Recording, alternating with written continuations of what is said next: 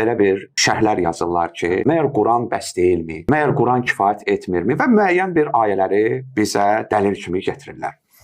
Əvvəlcə bunun adını qoymaq lazımdır. Bilirik ki, Quranda müraciət edilən dəstələr var və o dəstələrdən biri də Məkkə müşrikləridir. Ki onlar nə Quranı qəbul edirdilər, nə Peyğəmbəri qəbul edirdilər və Allah da onlarla Quranla bağlı ayələri gətirdilər ki, Quranda nə şübhə var, Quranın neyi çatmır, Quran Allah tərəfindəndir və bu cür. İndi bu dəyərli zəhmətkeşlər nə əsasla Quranı ana mənbə sayan bütün müsəlmanlar Quranı ana mənbə sayırlar. Heç bir müsəlman Quranı ikinci, üçüncü və ya yetərsiz, gücsüz saymır.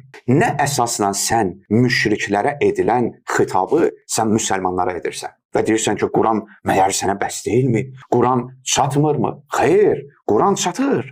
Quran ana kitabdır, Quran ana dəlildir. Lakin və amma bu Qurandan istifadə qaydasını dəyərli zəhmətkeş mən səndən öyrənməliyəm, yoxsa Allahın Rəsulundan? Məsələ səninlə mənim aramda olan fərq məhz buradadır. Sənin mən ağlıva, zövqüvə, uyum, qurban yoxdur, namazı Azərbaycan dilində qıl, o yoxdur, bu yoxdur. Yəni Quranı öz zövqüvə görə çək-çevir edəcəksə, mən sənə tabe olmalıyam. Xeyr, mən Allah Rəsuluna tabe olmaq istəyirəm. Və bu da Quranın əmridir. Nisa surəsinin 65-ci ayəsində oxuyuruq. Fələ və Rabbukə, yox, and olsun sənin Rəbbinə.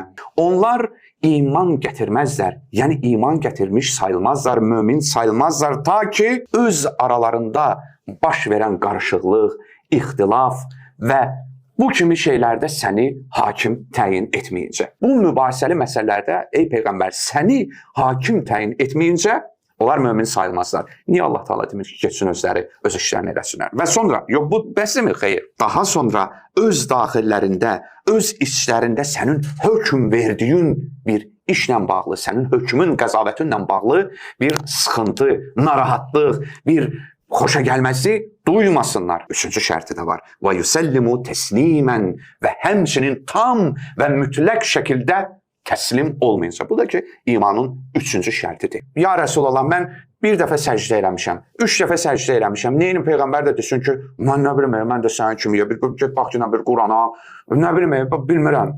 Yəni, bu qədər Peyğəmbərin səviyyəsinin aşağı salınır. Bunun olsun məişət məsələləri var, nikah məsələləri var, cinayət məsələləri var, məişət məsələləri var. Tamamilə bu Quranda deyil. Peyğəmbər neyin əsasında deyəcək onu? Deyəcək ki, məsələn, Nisa surəsi filan, ya Tövbə nə bilim nə. Biz hələ bunu ilə demirik. Yəni, Allah Teala deyir ki, sən Peyğəmbərin eyni səviyyədə deyilsən. Peyğəmbər sənin nə dedisə, tabe olacaqsan. Bunu niyə əsasən deyirsən? Hansı ayədən götürdün, filan elədin? Yox. Sual. Peyğəmbər çıxartdığı hökmdə səhv edə bilər, edə bilməz. Bu ayəyə görə edə bilməz.